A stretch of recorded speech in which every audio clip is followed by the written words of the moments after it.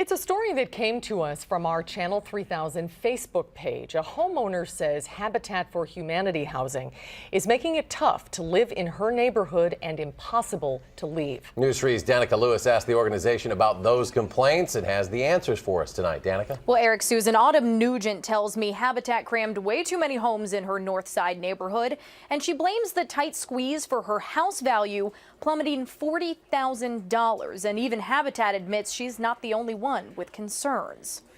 Make sure all the corners are flush. On parking lot pavement, hundreds of CUNA Mutual workers laid a foundation. It's actually become a tradition, and the interest in it has really grown. But wherever it builds, Habitat for Humanity has to defend its houses. When we have our homes assessed, they are all assessed at market value.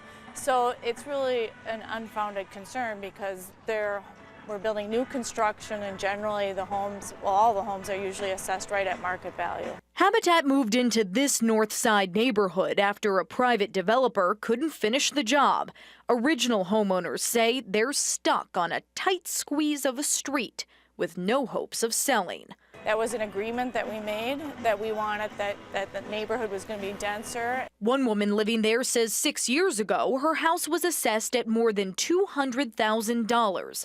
It's now down to $160,000, and she blames at least some of that on Habitat's construction. But the district's alder says the plummet is the product of real estate trends, not the nonprofit.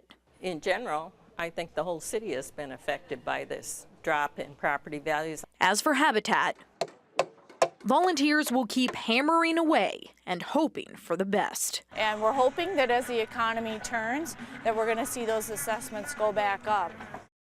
Now, Nugent could not go on camera with us today, but she says the Habitat houses around her were assessed at about half the value of hers. The organization's spokesperson says while the homes may be a little more modest, they're typically comparable to neighbors. The north end of the city saw some of the worst drops in real estate value this past year, falling 6 to 7% based on the latest assessments. All right, Dannika Lewis in the News Center. Thank you, Danica.